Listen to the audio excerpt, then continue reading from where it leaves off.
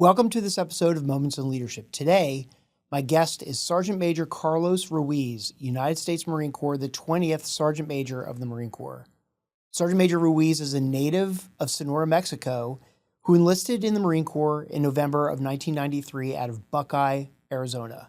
He holds a bachelor's degree in organizational management from the University of Arizona Global Campus and has served in a remarkable range of billets across more than 30 years, from supply warehouse clerk all the way to the highest enlisted position in the United States Marine Corps.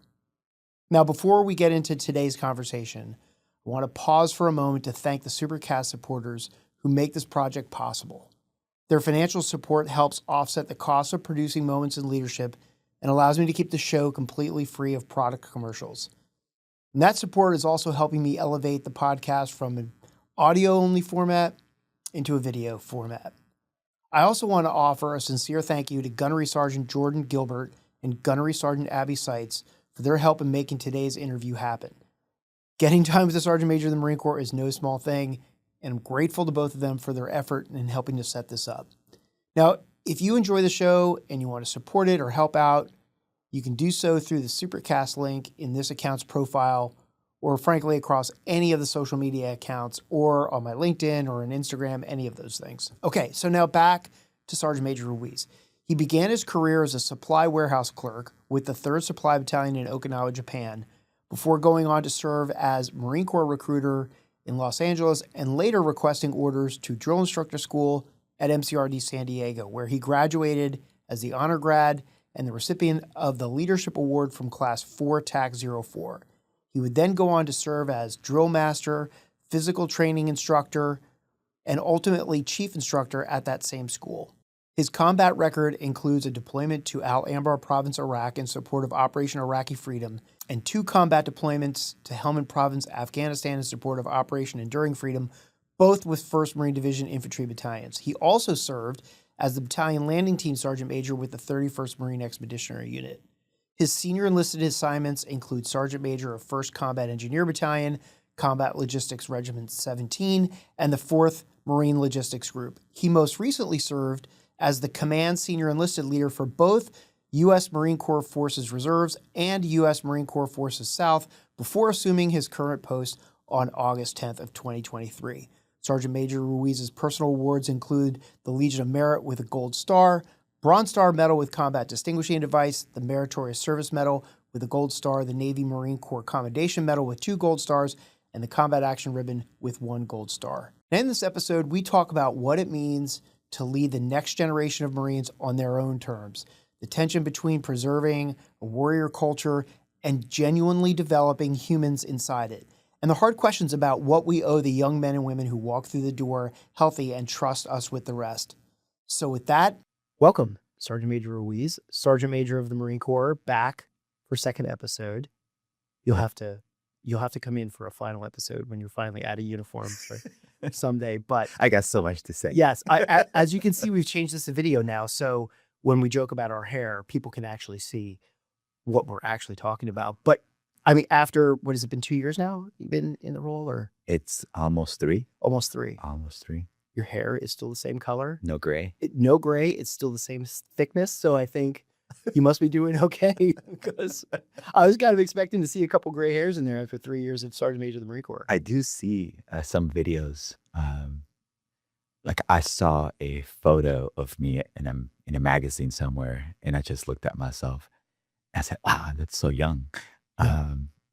And comparatively to what I saw myself on the last video that I posted, I was like, I'm tired. Yeah. But I don't know. I just saw a video of myself the other day where I said, God, I'm starting to look old. Like, I'm starting to have that realization about myself. I'll be 59 this summer. Yeah. And I just now start to notice it. But I still look back at pictures of myself in my 20s, like my Marine Corps pictures. Yeah. And I say to myself, I still look the same. Yeah, okay. I think that, but I don't think anybody else thinks that. I used to complain, and I still do, about why am I on that table? Like, because I don't see myself in that table. The table of in the front, or in the front of the bus, or right. I said, I'm not that of that age group. And then someone says, yes, you are. Yeah. Now you belong in that You table. belong at the old folks table, right? That's great. You're not at the kids table anymore. Yeah. Exhibit, yeah. Crazy. You know, one of the things that I've seen in your role is what an excellent communicator you've become at the executive level, at the institutional level. And I watched your testimony from the Hill the other day. I mean, like, I don't know you well enough to say that I'm proud of you, but I feel like that. Like, it's amazing to me. And when you come from a background of not speaking English, I mean, that is a journey, right? I mean, I just look at that, I think that's a journey. And, I just think there are young Marines who would benefit from hearing what that took for you to accomplish that experience, that learning, that maturation. Like, how did you get to that level of just masterful communication? That's good. And as you're speaking, immediately my mind, because I think in pictures, so my mind immediately showed me a picture of Captain Terrell, who's now a colonel. He's the 7th Marines CO.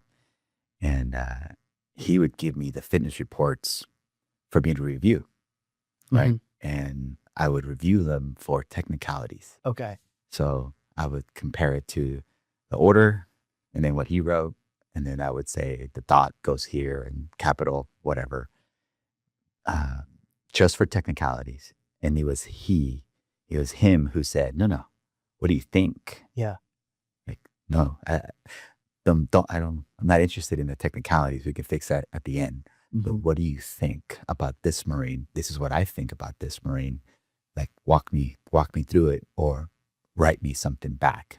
Okay. So he was the first Marine officer who pushed me in that way, where I was comfortable. And this is now I'm a first sergeant. Right. My first time. And so he was your company commander. He was my company commander. So I have, 15 years in the Marine Corps and hiding very well my communication deficiencies in writing, in the way that I deliver things. But he was the first one who challenged me. I said, no, what do you think? And that began a thirst for more. And then along the way, I, of course, started, going to school and challenging myself in different ways. But it was always a Marine officer who saw something, who said, no, you need to work on this. And then, of course, General Bellin came along, and if it wasn't for him in that master class of 3 years that I spent with him, yeah, there was no way I would be prepared to deal with how the Commandant challenges me and how the rest of the 3 stars challenge me.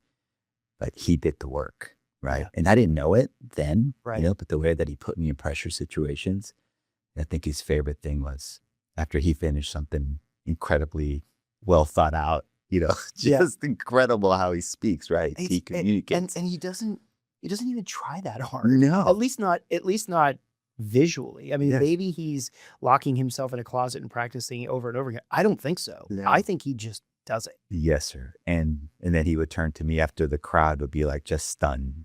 Right. And then he was like, Sergeant Major, he's like, say something inspirational. Yeah, exactly. Like, Well, what? I remember seeing, and I'm going to come back to the question, but I remember seeing the two of you speak to a classroom of second lieutenants on TBS at one time, and there's an episode of that. It's recorded, so anybody that's watching this interview can go back and find it. But I was just amazed at how he just speaks so well. Yeah. Meanwhile, I am the master of ums, you knows. You know what I'm saying? Like all those filler things that, I mean, I'm starting to pick up some Gen Z stuff now, I've got all this stupid things where I say, I can't break the habit. Like, I'm just not a communicator anywhere at the level that he is. And frankly, that you are. So he was just amazing at it. But and I've met many an officer who are not very, they're not very good communicators, and there's plenty of enlisted who are just amazing at it. So it's all, they're all different folks. Yeah. But in the circles that I ended up in, there was always somebody challenging it. And then it's sets and reps, and then it's access to information. So I used to, sit in a room with the other sergeants majors of general officers, or even as a first sergeant, when somebody would come, the battalion sergeant major or regimental sergeant major, and they would speak, and I would be like, what is wrong with me? Like, I would never be able to have that train of thought.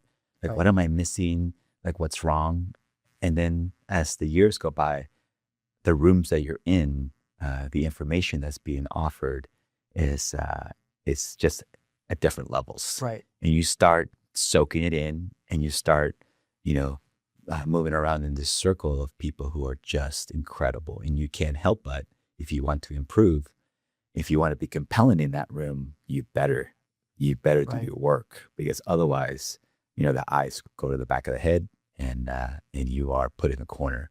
So I saw that if I don't improve my game, then I would lose out, and therefore the Marines would lose out. Right. And I was just lucky in the right place where the folks took the time with me. And then I did some work, but the reps and sets definitely does help. And being uncomfortable, Right. it's a thing, and it helps. It is just I don't know how I got to this kind of stages of billets, but Enjoying moments in leadership? Help the project get more guests and reach more listeners by leaving a 5-star rating and a quick review on Apple Podcasts or Spotify. It takes like 5, maybe 10 seconds to do the reviews. And it really helps me to continue bringing on inspiring stories from senior military leaders. Additionally, when guests see that it's popular or hear about it in their commands, it helps me get them on as guests. I mean, the real important question here is, and you're going to feel like you already answered it, but I want it to be like a thought out response, which is like, why is it important for leaders to develop those communication skills that you've developed? Because frankly, I don't think I ever focused on developing them when I was a young Marine. well, I think you're paid attention to, and it was always said to us that if you bring an emotional argument to the room without a compelling case to why should change be enacted, you're gonna leave out of there empty-handed. Right. But I didn't really know what that meant. Yeah. I wanted to be passionate about whatever I was speaking about, but the people in the room are interested in what is the problem Yeah. that you're trying to solve, and how do you mean to solve it, and what does that mean for the institution, and the layers, right, inside the organization that you must get to, and the people that you must get to before the problem is presented and you have a solution for it. It's quite a bit. So it's not. I had a sergeant major who told me, "You see that desk right there?" And I said, "Yes, sergeant major." He said, "I have so many ideas that come to that desk. Everyone comes in here. I get emails. People walk in here and just throw up ideas, and a lot of the time, the ideas die because they do nothing with the homework to bring this idea to life. It's just like, here you go, sergeant major. Here's my idea. Go forth." Right. That's not how it works. No. Yeah. Yeah. I think that it's like that in the civilian life too. I mean, Is it? yeah, I think Yeah. so. I think, ideas, we in the Marine Corps call it the good idea fairy or whatever the nickname is for it, like they exist here in the civilian world too. And people have ideas and you're like, okay, but I've got like 50,000 things on my desk. Like you've got to bring me an idea and here's how I can help you implement it or anything. But Yeah. I was just curious. I just wanted to hear you give the advice to the young Marines. Yeah. It's even at this level now, when I make a video, I feel very bad for the staff that works very hard to get me to that point. And then at some point, they're holding the phone for so long and they start shaking Yeah. because I'm on take like 66. Right. So what you see is the work, the results of the work. That's Right. what you see. But you're not going to see all the sets and reps and rehearsals and practice that I put in to try to deliver something that was in one shot, right?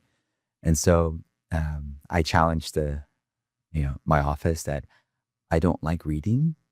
I don't want to read off of teleprompters, Right. Because I really feel like the Marines can't connect to that, right? So if I'm there to collect instructions or information about this specific thing, and we can't get it wrong, deliver from the teleprompter, and I'm here to listen and take notes.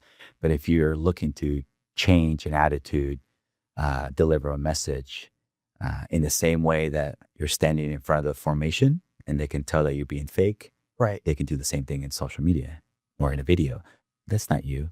Right. Why are you speaking that way? That's not how you speak. And so the chances of them following up on what I'm asking for are very small because they don't follow people who are not Right. authentic. Well, your recent video on the suicide awareness was very heartfelt. I mean, if that took 66 takes, it came across amazing. I watched it 2 or 3 times. I just thought, what a fantastic way to communicate. And you've really embraced that medium. And what a great way to communicate with all the Marines. Just you're meeting them where they are. That's it.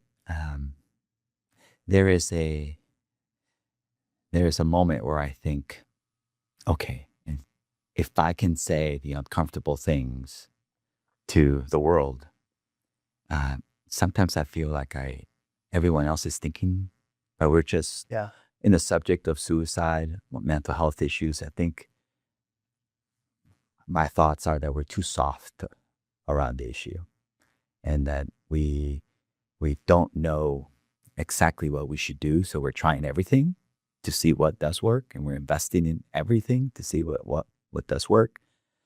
But what I was seeing is that we were just not speaking to it like Marines. Okay. And so don't say that's not what we do. Like, that's not a thing that a person should tell another person or a group of people. Like, you don't tell me what. Like, maybe that message doesn't go as well. But for us in the Corps, I think we speak a certain way to each other. And I think if I'm able to say in public, that's not who you are, that's not who you're meant to be, that's not the purpose of you in this tribe and the world, that's not we expect of you. And we understand that times will get heavy because that happens for everybody, but it's not okay to stay there. You're right. Like, you have to get better. And you can only do that sometimes. Most of the time is for the people around you. Right. And so I wanted to be able to say, I love you. I want to be able to say that I care for you. I want to be able to say that there's a better way and a different way. And I want to challenge the leadership to figure out the changes in a Marine as they're going through transition. We're missing something, mm-hmm.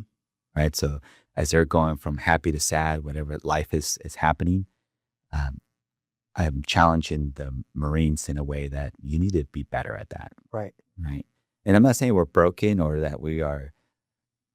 It's just one is too many. And if we are who we say we are, then you shouldn't be where we are in the numbers anyway today. Yeah. This sounds morbid, but I keep a list of all my friends that I've lost since the day I came in the Marine Corps. And when I looked at that list, I've lost more friends to suicide than combat. Mm-hmm. It's just, it's sad.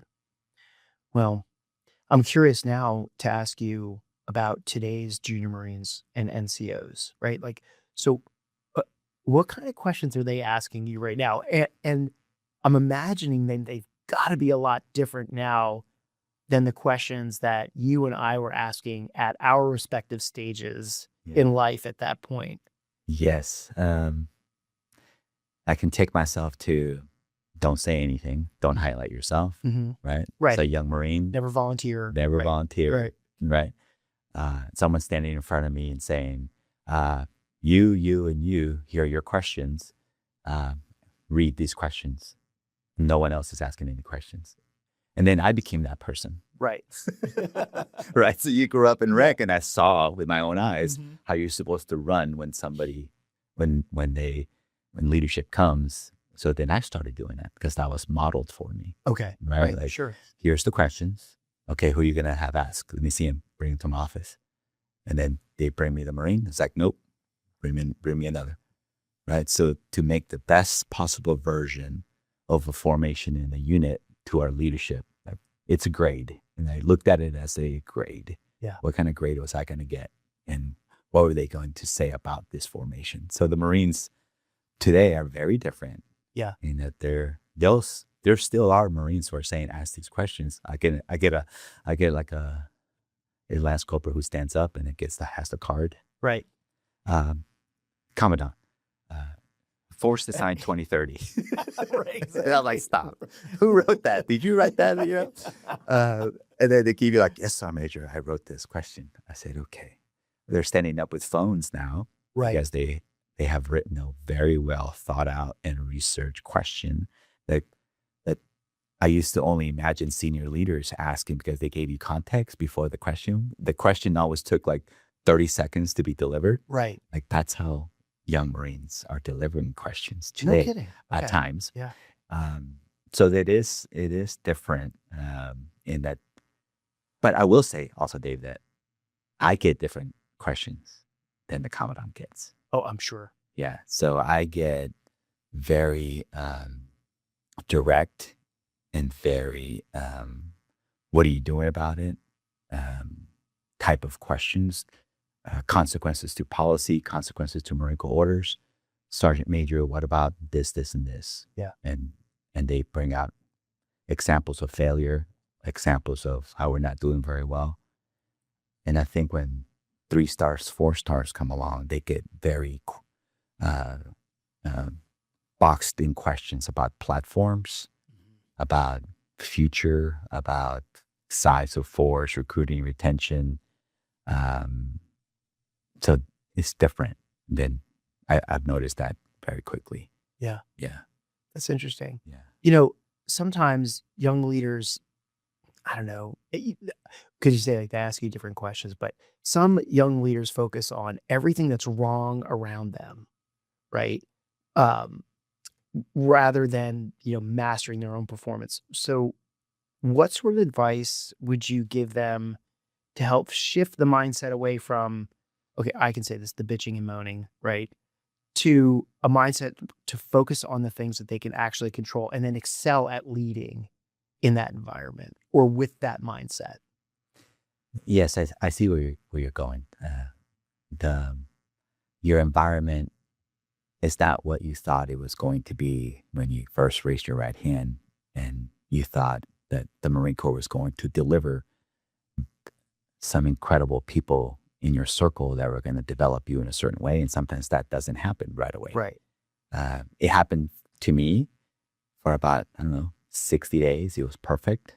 It was everything that I thought I was supposed to get from the Marine Corps. It was delivered to me. Yeah. You cared for each other. You knew each other's job.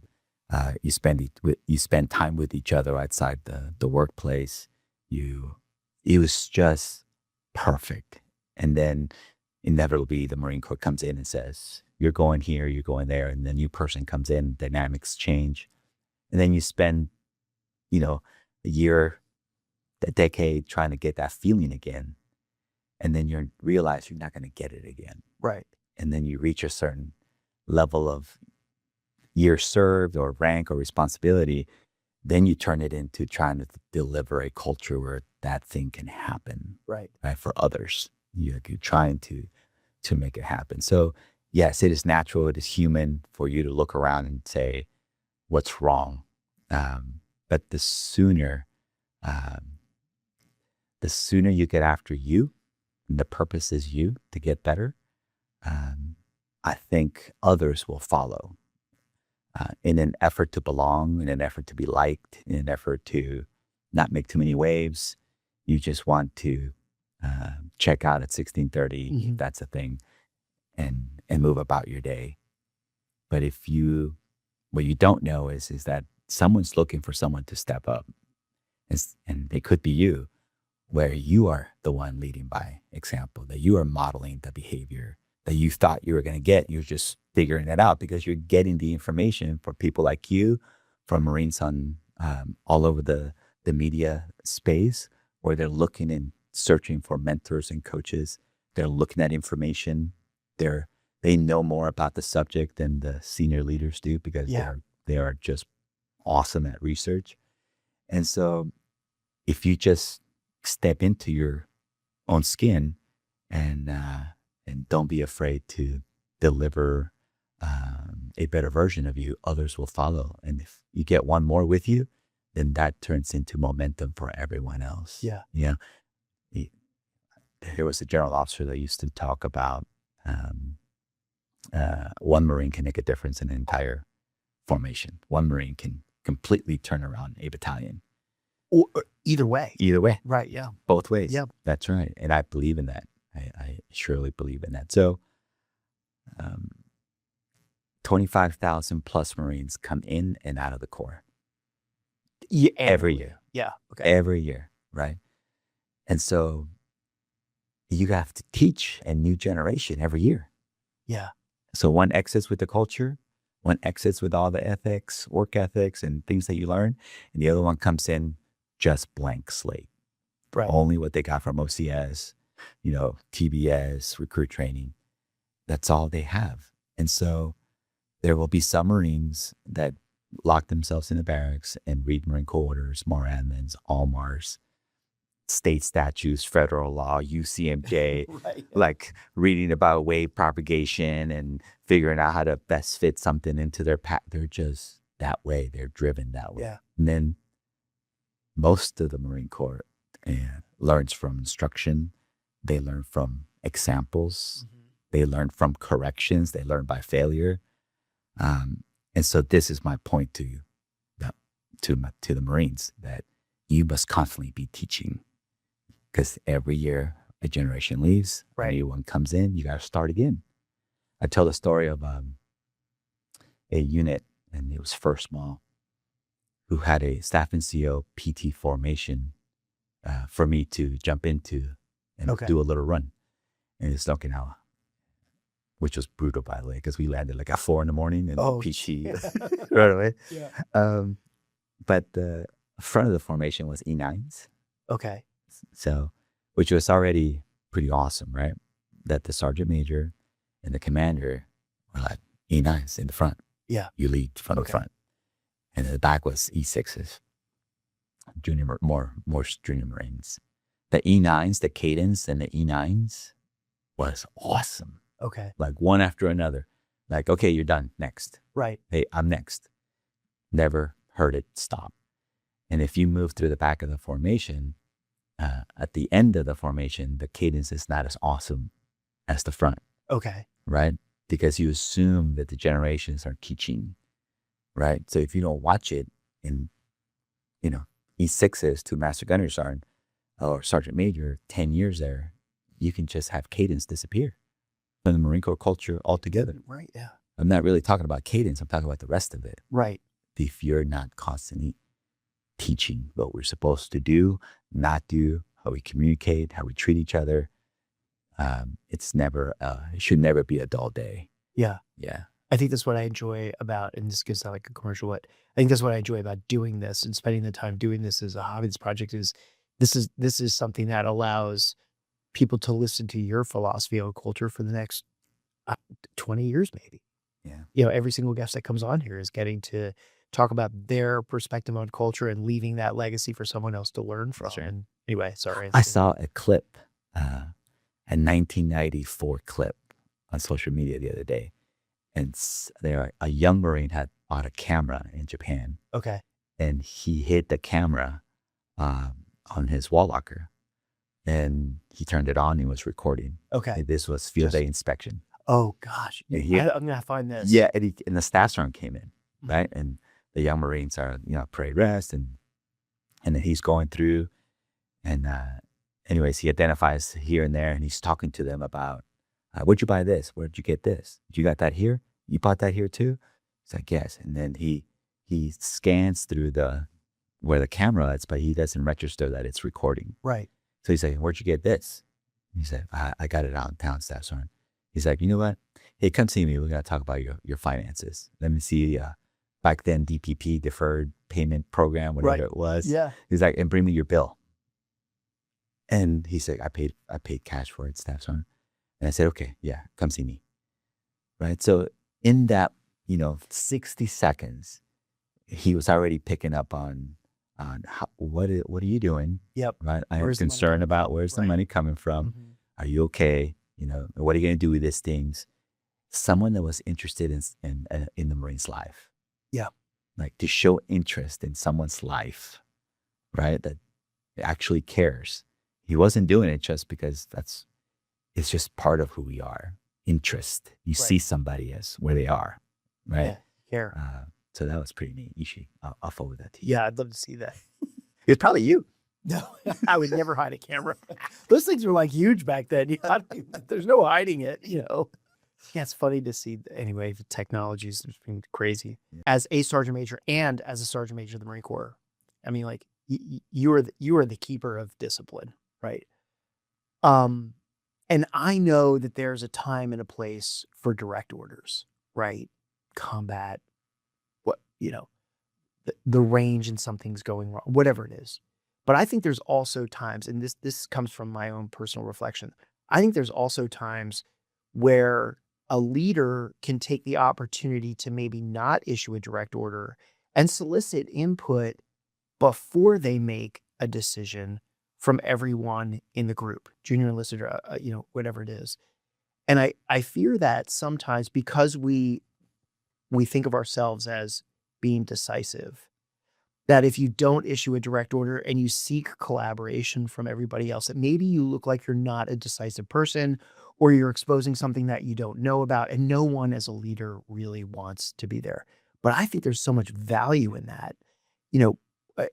Do you feel like there are opportunities for leaders to capitalize on moments of collaboration?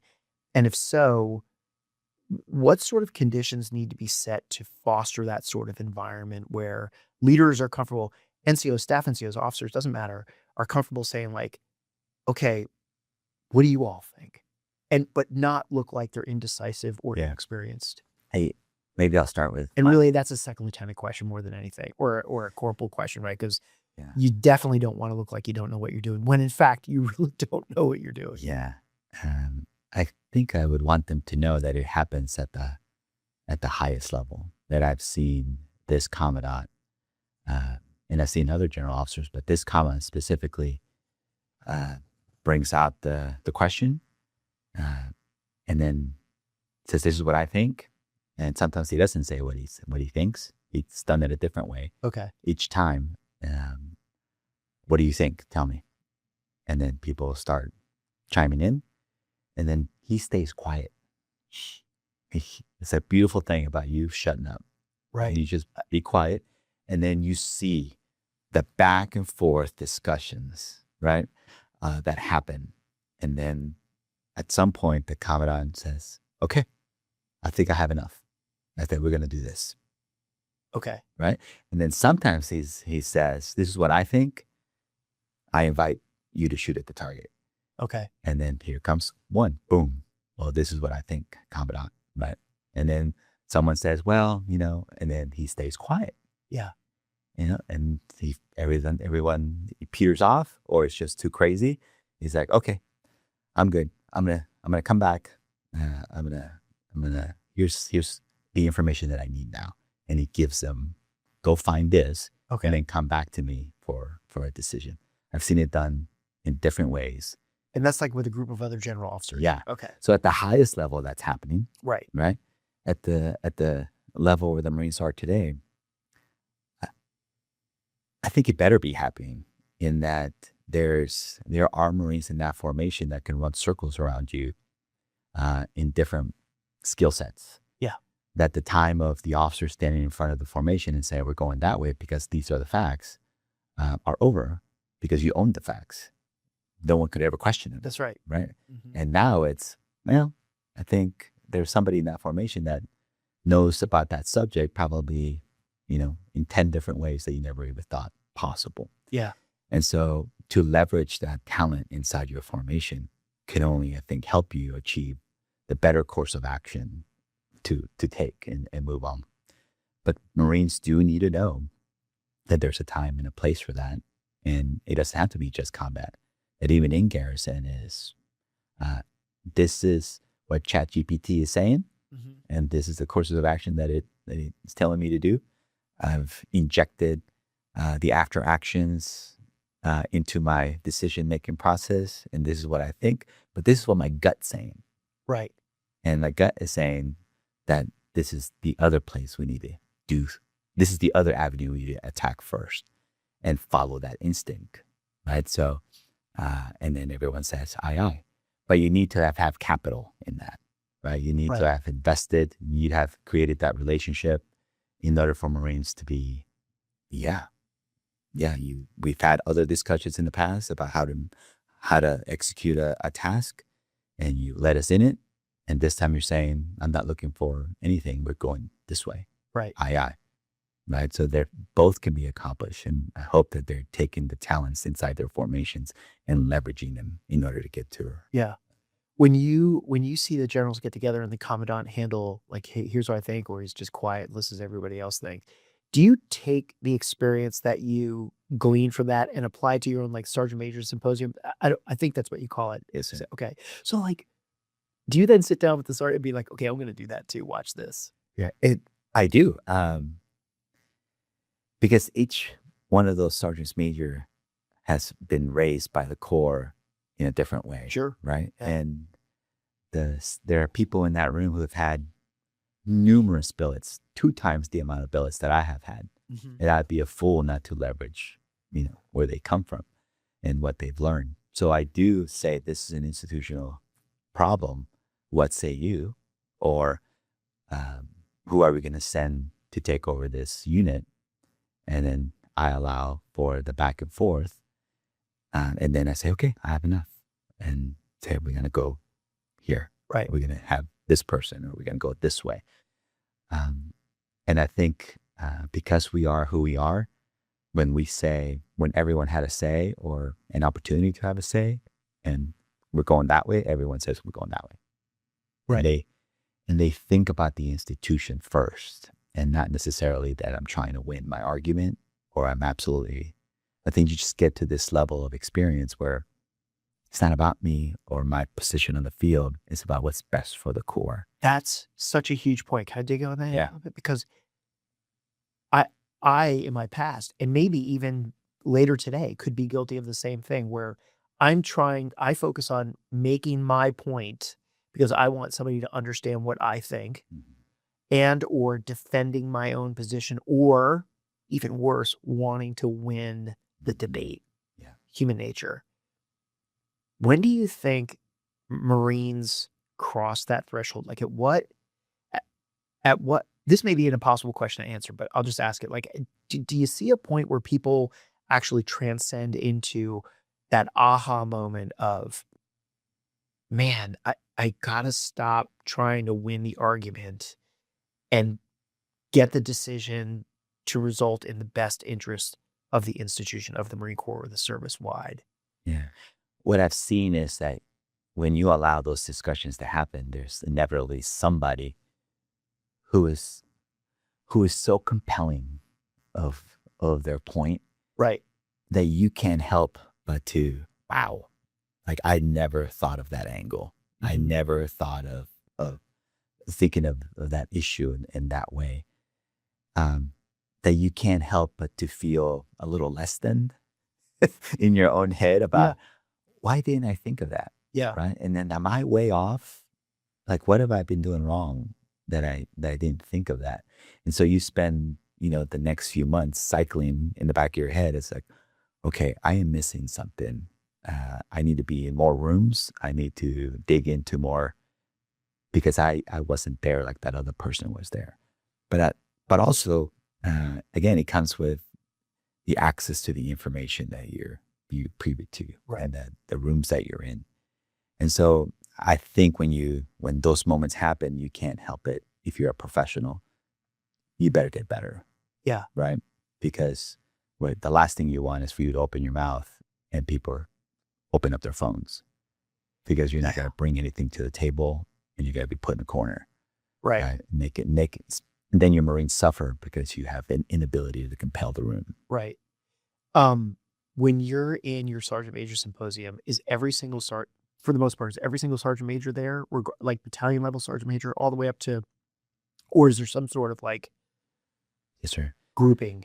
The symposium is only for those senior enlisted that work for a general officer. Okay. Yes, sir. So okay. I try to say, this is the priority. This is what I see. This is what the commandant is looking to go. And we're gonna fill you with information. You're gonna go and create some COAs, and then we're gonna agree on those COAs together. Right. And then together we're gonna leave this room, and you're gonna go back to your formations and get after it. How many sergeants major are there that make up that group? 20? Actually, I have that number. Oh, excellent. You're like one of the Lance Corpus's, prepared with all the facts all the time.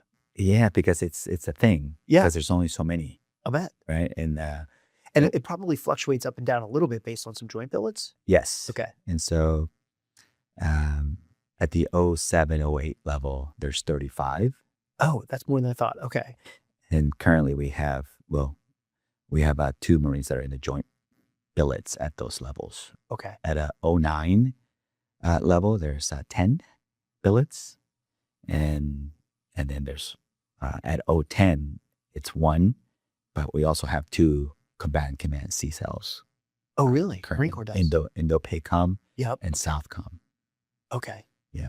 So at let me rewind. At 04, 05, there's 309 jobs. Okay. At the colonel level, at 06, 135. So if you get to 06, there's only 135 jobs out there. The next jump is to 35. That's the cut. 100 people. Yep. And so when you say, yes to one, you're saying goodbye to others. Right. Okay, here's a hard question for you. Yeah. And then I'm going to come back to the numbers. Yeah. But like, is there a common denominator in the cut? Is it that they haven't become effective communicators? Is there a common denominator? Right? Because in the cut. Yeah, because I've never been on a promotion board. I mean, my package has been, but Dave Armstrong has never been in a promotion board or anything like that. So I have this imagination of like, they're down to like 10 really qualified people. And they're like, who had the highest PFT score? Like in my mind, Yes. That's how things, I know that's not how it works. But like, is there a common denominator that you could share that would help one of those 100 who are on the bubble be one of the 35? In the room, they spend, sometimes up to 3 days preparing the best case possible about your career to be briefed. Okay. So there's a force level sergeant major who has been assigned randomly 3 or 4, 8 Marines to brief. Okay. Depending on how big the cohort is. And they will spend the time preparing the case to fight for you. And what is the billet that's open? What are the billets that are open? And what do your experiences, your sets and reps, where should you be placed? And where should they fight for you to be placed into? Right. And so when the brief happens, what's next is that there is a person that speaks, because what we don't want is you get to brief the person that works for you. Of course. So right. That makes sense. Yeah. But the person who, wrong phrasing, owns you, the person that is underneath your formation, your sponsor. So the 1 MEF sergeant major is speaking about a Marine that's being briefed by another force level and says, great brief, or this is what you missed on the brief. Right. This is what I will add. So then they speak to the Marines' other, non-technical, sure, things, type of reputation, character, the changes that they've done or created or attempted to create, family dynamics, where are the children, where's the spouse, what would happen if we moved them here? We think that this is the best place for them. And then someone else who has served with that Marine may step up and say other things. And so it is the best way that we have available today to try to figure out. There's no perfect way. There's no perfect way. Yeah. I'm trying to improve upon it always. Are you the president of that board? Yes, sir. Okay, so, okay, again, I've never been on a promotion board, but you're sitting at the head of the table. I'm using my air quotes, right? Yeah. And people are briefing packages on Sergeant Major Smith, Jones, and whoever. Mm-hmm. And are you the ultimate decider, or is it? Yeah. The way that it happens is, okay, all the briefs are done. The first job is 1st Marine Division. Okay. Vote for your number 1. Okay. So not vote for your top 3, vote, give me your first 5. I want your number 1. Okay. And then here the calculator spits out what they voted for. And inevitably there's 3 or 4 Marines, right? With different levels of voting. I said, okay, this person has 6 votes. This person has 2 votes. This person has 1 vote. Who had who voted for this person? Open it up. Okay. Why? And then you voted for this person. Why? Right? And then they allow for conversations to happen back and forth. Well, I voted for this person because blah, blah, blah. And it goes back and forth. And it says, okay, conversation's over. Vote again. Give me your number 1. And then you see people are shifted to the left or even the other way, right? So whoever was in the lead, now they be at the bottom because of what happened, or the other way. They're even more cemented. Now they get 10 out of 10 votes. And then if it's tied and no one moves, because sometimes that happens after 3 or 4 votes. Yeah. People get entrenched, right? People get entrenched. And then that's where I come in. Okay. And I say, okay, but he or she is going to go here. Yeah. But what I do is, I said, Commandant, when the slate's over, this is who the board voted for. And then this is who, if there was ever a case where I would say that I overturned the board because I think this is the best person for the institution at the time, because I'm looking 10 years ahead, I bring that to the Commandant. So Commandant, these were overwhelmingly voted for these jobs. And then we talk a little bit about them. And then I say, these were ties, and this is why I voted the way I did. And then this one is a rare one in that it was 7-3 or 6-4, but I overturned the board and I chose this person, and this is why. And then the Commandant comes back and says, I agree, or I don't agree. Let's go with the board, or let's go with you. Okay. Right. So I bring both cases and open kimono. There's a 2-star in the room as well. Okay. To ensure that the process is. But they're observing. They're not observing. Okay. Interesting. And then what they also provide the board is, this is who the general officer is that they're working for. And this is who's coming. Yeah. So how do we line up also? This person is strong in blah, blah, blah. They may need a sergeant major that's this, and this. Okay, that makes sense. I'm glad to see that's how the process works, though. Yeah. When I'm coming back to the common denominator question, but is there a common denominator of the struggles that you see from making it from the 06 level up into the group of sergeants major who are going to work for a general officer? Is there a common denominator there of the struggle, or because that's a pretty steepening pyramid. It is. That's a lot. That's 100 people that aren't going to make the cut. Is there a common denominator there? I don't know if I can think of most that don't compete well.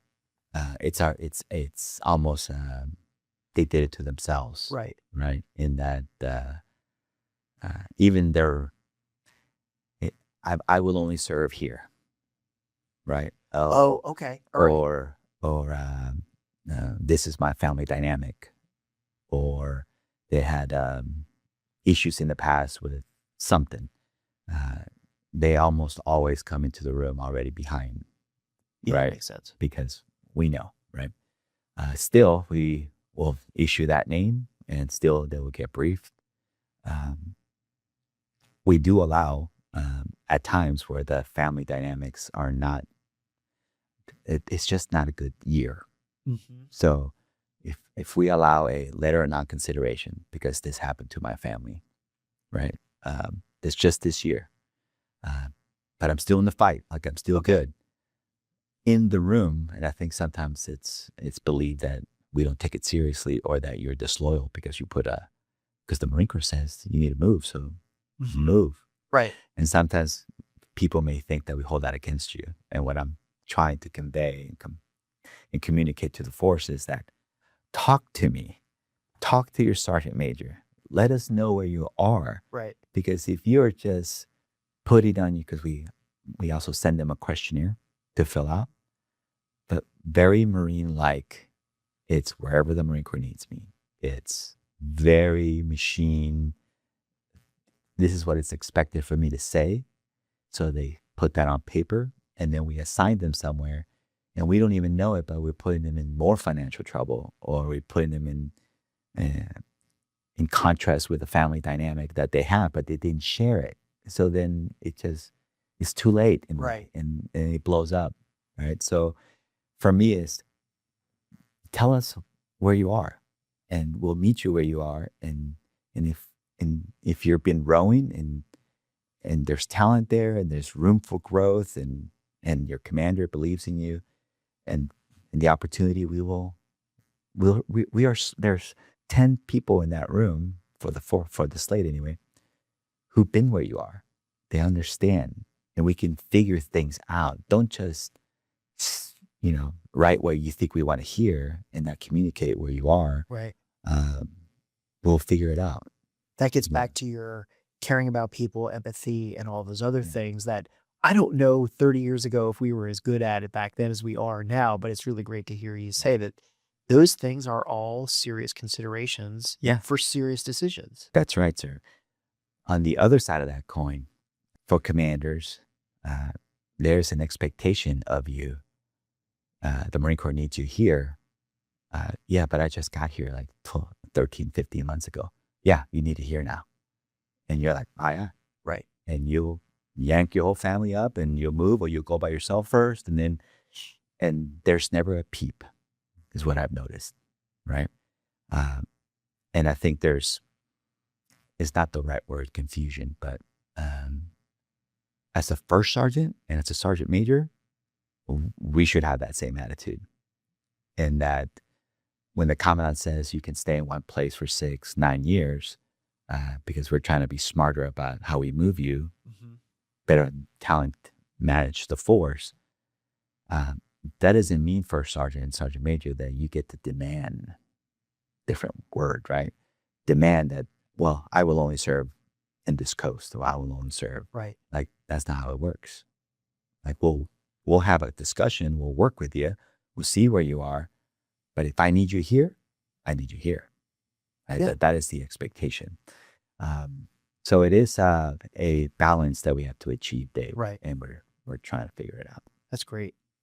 I asked that question because I'm kind of setting up the next question, which is, now that you are where you are and you've seen the senior leaders under the microscope, how do you then look at and communicate or answer the question of what's the difference between how a junior leader fails and a senior leader fails? Like what are, they've got to be different echelons, right? So like, now take it down to the junior leader level and tell me, is there a common denominator that you see down at the sergeant, staff sergeant level, or for all the services, the E5, E6 sort of level? Yeah.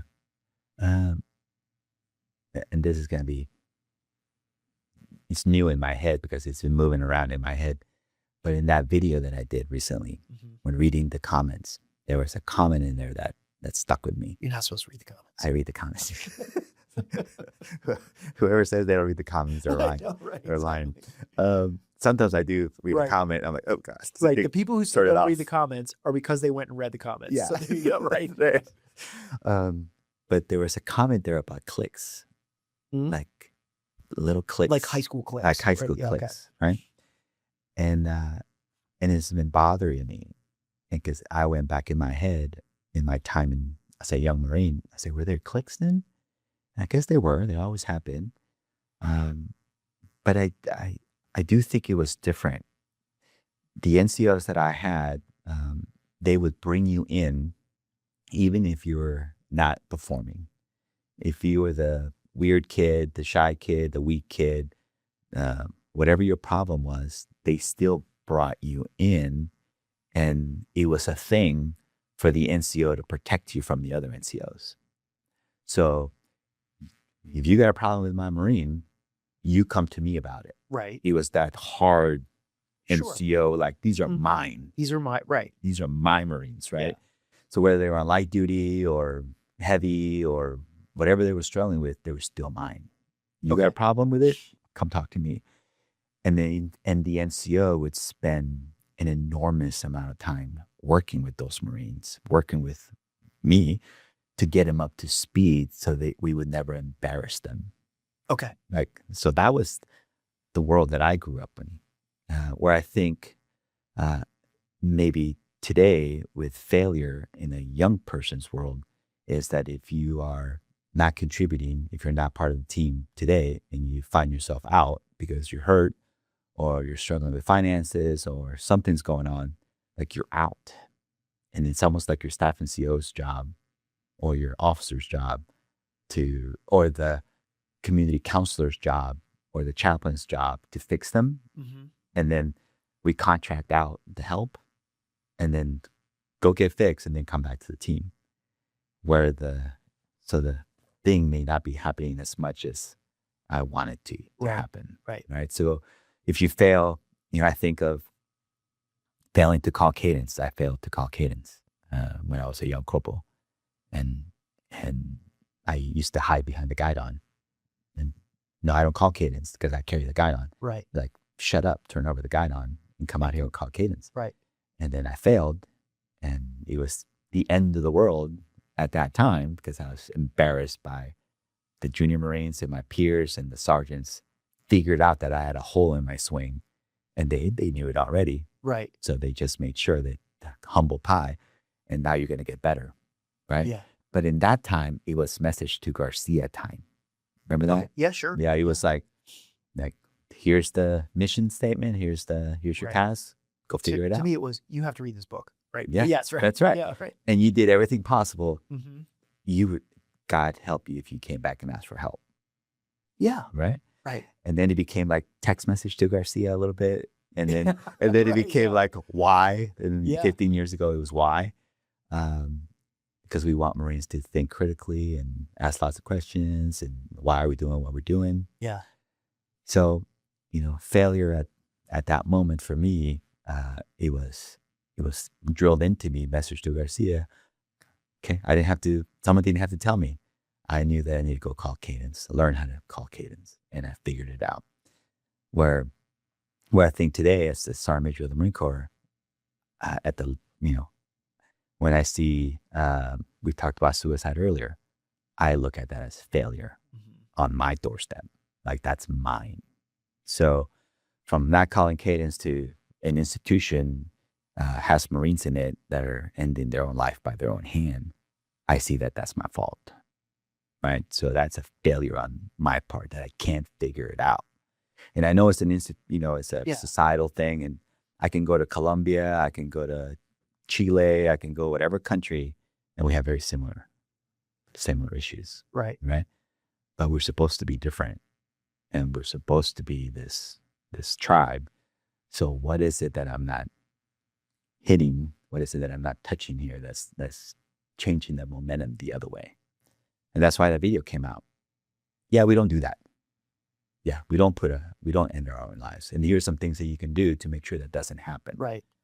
Like, I want the consequences of it. I want you to know what happens when you're gone. And I want the leaders to be better. Right? Yeah. So, yeah, different levels of failure for sure. But the message to Garcia era to where we are now, I like it. But maybe that we can do some, a little balance of both here. Yeah. The consequence of it is that when I lose a friend, I have to live the rest of my life asking myself the question, what if I had reached out? What if he had called me? Mm-hmm. What if she had told me that she was struggling? Whatever it is, like, now I have to live with that for the rest of my life. And that's the consequence of it. And that is amplified across every relationship that you have when you make a decision like that. So we're coming back to the video again, but I was really happy to see you put that out. I was really happy to see you just take it on face to face, kneecap to kneecap, and address the issue. It was great. There's something there. And I was listening to somebody the other day, and they were talking about the art of friendship, right? So, I'm assuming in my sick mind that everywhere in the Marine Corps, we take in the Marines and, hey, get out of your room. We're going to go here. We're going to go eat. Like, that's just what we do. That we don't allow you to be alone and unafraid. That someone's always there for you. But when I had a group of Lance Corporals around me, I said, what do you worry about? They said, I'm so desensitized to the world. And the Marines around me, the hours that they spent on a platform, I worry that I've becoming too desensitized to the world, that things don't mean as much, right? And that technology is making me dumber. And I was a really good student, and now I feel that I can just punch anything in and the answers will come to me, and I don't have to think as much. Right. This is from a Lance Corporal, right? So being desensitized, having quick access to an answer, not being part of a group. We teach you to be aggressive. We teach you to take the initiative. We inherently have a dangerous job. Like, all of those things are lining up. So when you have a hard time, we teach you how to use a gun. We teach you how to end the life. Yeah. That you're just more susceptible to doing final actions because of just the natural aggressiveness of the Marine, or how we pump you up to be a Marine. Right. And I think we can be better at the other part of being a warrior, which is being the professional warrior, and the life skills that you need to develop. Yeah. So our staff NCOs and officers and NCOs, that there's life skills in your responsibility. You have a mandate to develop with your people now. Yeah. That's a great bridge in my next question, because one of my personality traits is I don't do very well if I think somebody doesn't like me. But that's just me. I want people to like me. That creates a problem in leadership, especially in the military, which is like this, hey, I don't need to be liked to be, the whole thing, like if you want a friend, get a dog kind of thing, right? Okay.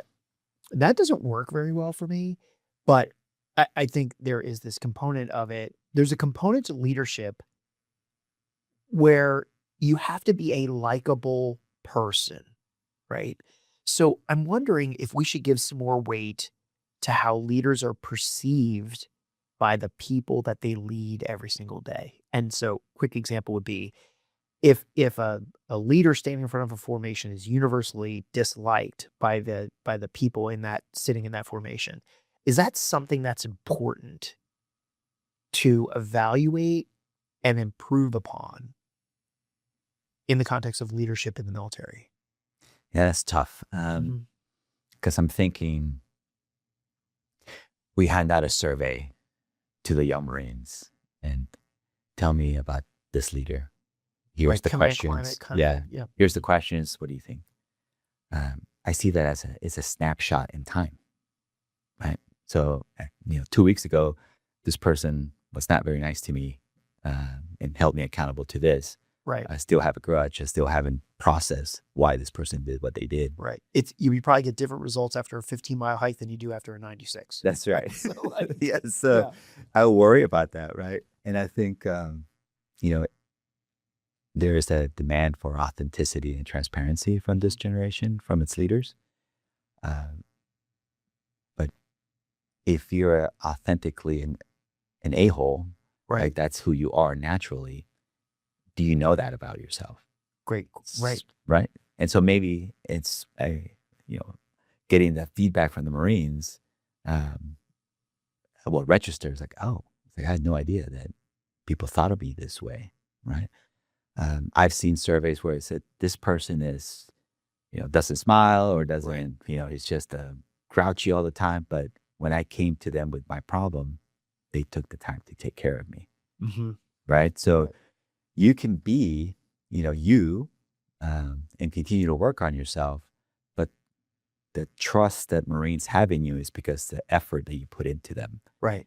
And if you can do that, no matter if you are not likable or grouchy, the effort that you put into them, do you see them? Do they feel like they belong? And if they do, then they will put on paper at that moment that, yes, this person is not very likable. He's not very sociable. He's kind of awkward. But when I brought an issue, Yeah. they took care of me. Like, that's the best compliment ever. Yeah, I agree. Marines know. They know who to go to. Oh, I need to get off. I'm going to go to that person right there. Right. Right. No, Oh, that's very true. I need to get an answer, a real answer about something operational or something tactical, or I want the hard truth. I'm going to go to that person right there. Yeah. So there's a sergeant or a lieutenant, maybe a captain, staff NCO, staff sergeant out there listening to this episode right now that's probably asking themselves like, okay, great, thanks. Now ask a follow-up question that sounds something like this. How do I make sure I am being that kind of person that people will want to come to help be helped? Yeah. And that takes a lot of self-work, Yeah. right? It takes, which is why the question's hard to answer. it's hard to Yeah. answer. I can try to pretend and say that I had it all together. I still don't have it. I'm nowhere near together as to be able to answer any question at any time. I just don't have the answers or life experiences to have the moment of clarity with somebody who's just looks at me for an answer for something. Right. And so you need to be okay with saying, I don't know. And I think, but not leaving it there, right? That you need to get after it. And so there are always seams and gaps inside your own personality and your knowledge and the way that you to move about. Are you looking at this institution like a way of life or a job?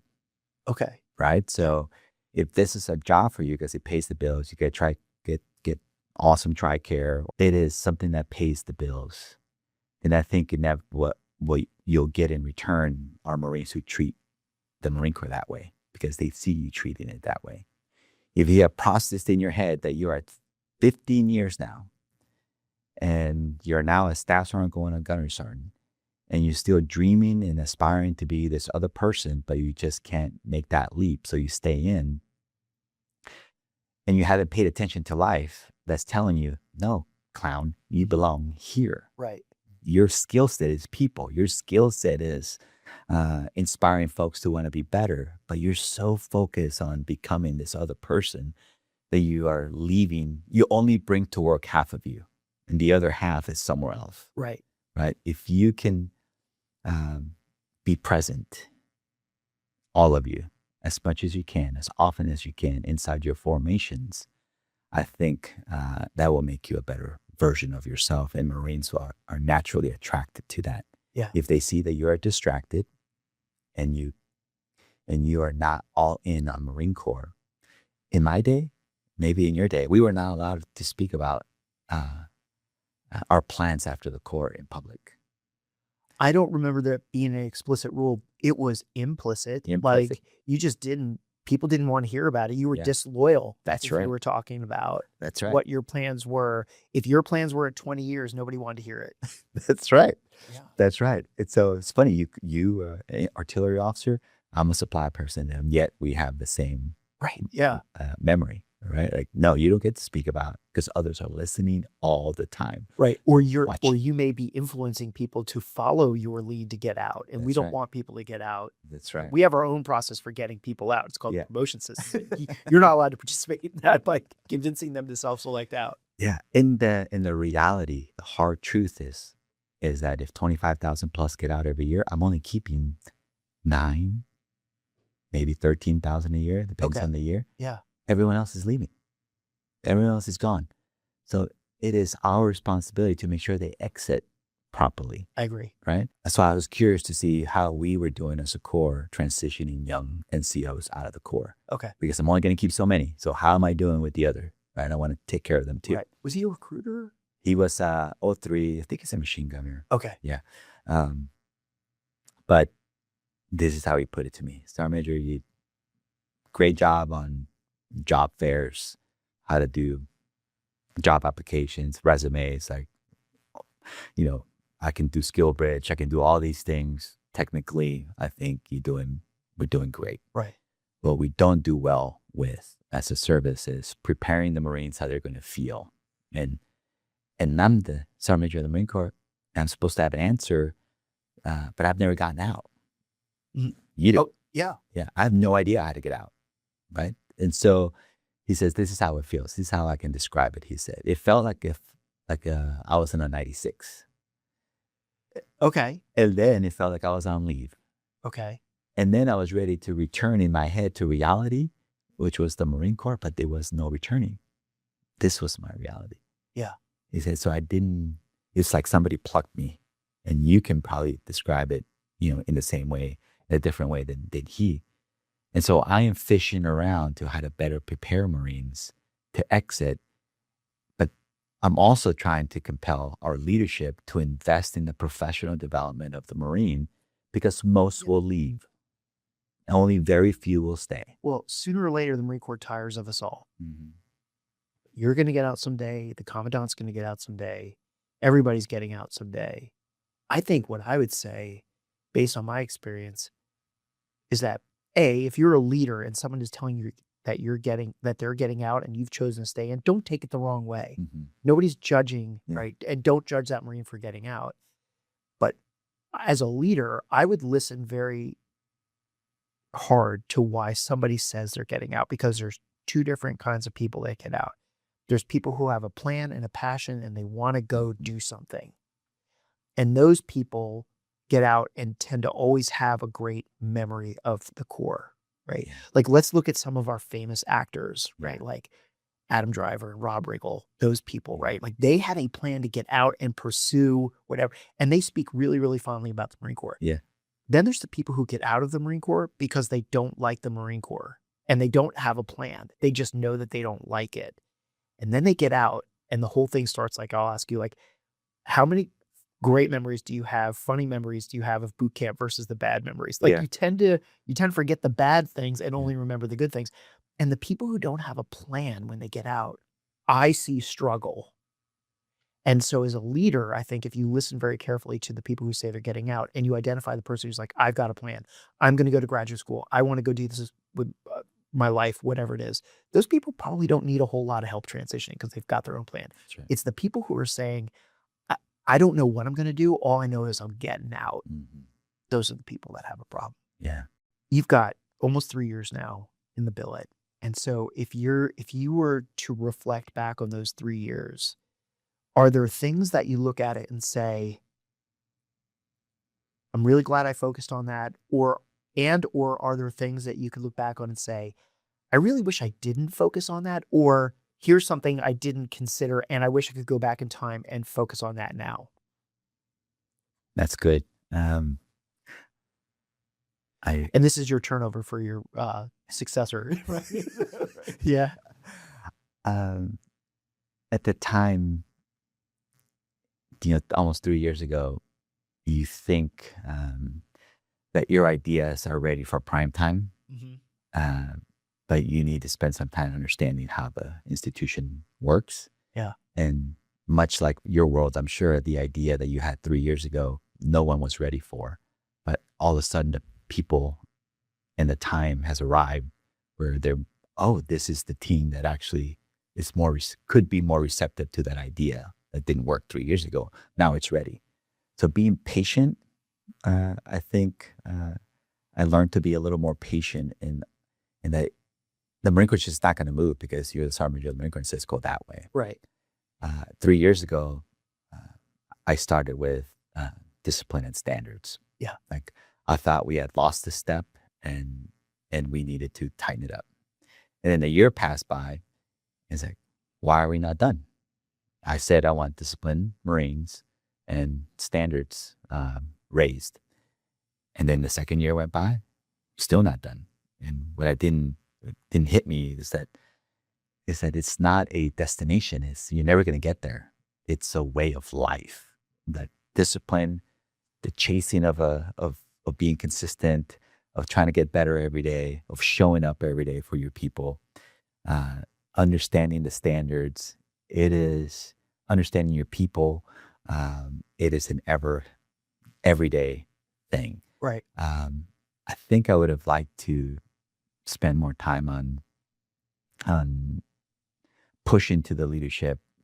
You need to get back into your formations and speak to the culture, that the culture is the individual Marine, that is the individual Marine that raises the flag, not the institution. It just says, raise the flag briskly and lower it ceremoniously.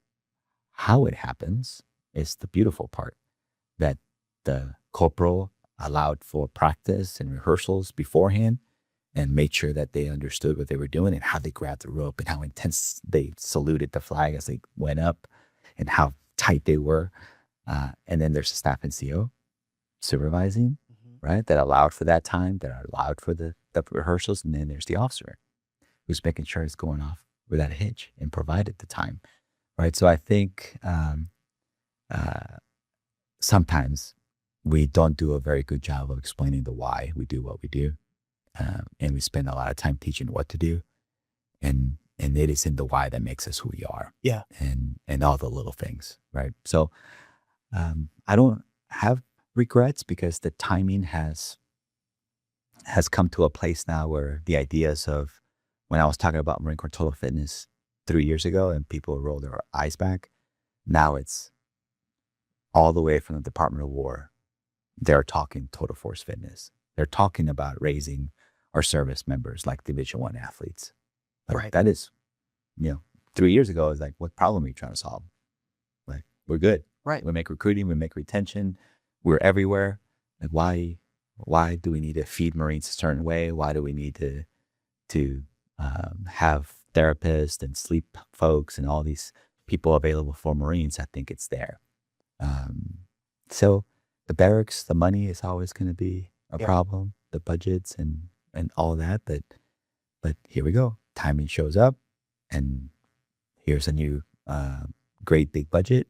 Right. And we just may get lucky and get some extra funds for it and things will get fixed. So patience is good. The one thing I wish I would have focused more is what I'm focusing now is the other 20,000 Marines that are exiting that I'm not keeping. Right. Making sure that. Any talk about taking a look at tobacco use? Because you talk about raising D1 athletes. Yeah. I don't think D1 athletes are sitting around the locker room dipping and smoking cigarettes. No. And I look at that and I've got friends who are still in that have nicotine habits that developed when they were at TBS with me. Yeah. And I look at them, I just feel horrible. I just wonder if that's something we should be taking a look at too. Like, yes, sir. There's always a new thing, right? So, maybe they're not smoking now, but they're vaping or they had the nicotine pouches, like the Zins. The Zins and all that.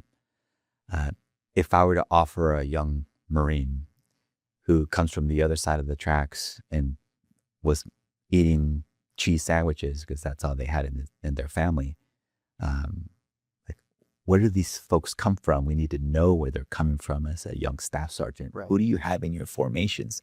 When I say field day your room, this is what I think it means. But this other person who has been used to cooking on the stove that's full of crud, and it's just normal for them because that's how they lived, their version of field day is completely different. Right. Right. Same thing for fitness. I look at it. They learn how to PT in boot camp. They're just looking to exit their situation, and they learn how to run in recruit training. And that's not really, really learning what it means to take care of your body and how to evolve. And so it is a place where I think we could just be so much better at it. Yeah. And well, you and I grew up in an environment where you just put those black boots on and ran 5 miles. Yeah. You didn't think about what that was doing to your body. Well, you didn't. Yeah. Yeah. It's great that. Yeah. But that's the person smoking a cigarette running in front of, the formation, PTing us. It was really cool to watch when you're a young Marine. Oh, that guy's hard. That guy's awesome. Right. But that's not tradition. Like, you look at it, it's like, when I grow up, I want to be that. And there's got to be somewhere in the middle that someone says, no. It's like, that's not cool. It's like, what's cool is tradition is being fit. We have a tradition of knowing our jobs, a tradition of knowing our history, a tradition of winning and war fighting. Like, those are traditions. Now we smoke a cigarette or put nicotine packs. That's going to take 30 years to fix. Yeah. But if we give data. I remember it would being cool way back in World War II, like the garrison cover, you'd put like the dimple in it or wear it off to the side or something like that. And I look at those pictures and like, those guys look cool. Mm-hmm. But we don't do that anymore. Like, so maybe that's what's going to happen with some of this. Yeah. I feel like if you understand who you have in your formation, and then they can see improvement, both in grit, both in confidence and physical fitness, because we are providing data to them, and they can see. Yeah. If you eat this way, right? If you train this way, we understand your base where you are today. Then they're just not jumping into things cold, getting themselves hurt and falling behind. If we can spend the time developing them, then I think it's worth it. Not just because we're going to make a better version of the Marine of the past, faster, stronger, you name it, but because also it'll reduce attrition. It'll just be a better version of us. And I know it works because SOCOM has done it for over a decade. Yeah. It's proven. Like this, if you make your team this way, and this is the things that you invest in, this is what they can do. Right. Okay. We're wrapping up. So I got one question that I can squeeze in with the 1 minute we have left. So it's a yes or no question. Okay. Ready? You're in your Sergeant Major Symposium with your 35 Marines. Is there a Marine who you know is always going to speak up first? Yes. I can see him. Okay, right, exactly. When I stop recording, you'll have to tell me who it is. But yes, great. Maybe I can have him on the podcast next. So great. Yes. Thank you so much for your time coming in to my global headquarters here of the Moments of Leadership podcast, Rudy. Yes, it was great to see you again. I appreciate your staff taking care of everything and getting you over here for this. This has been a lot of fun. I look forward to seeing you again. And maybe we do another episode when you are out, and you can talk about those things about what it's like to get out. But thanks a lot for your time. It's great to see you again. Appreciate the opportunity. Hoorah.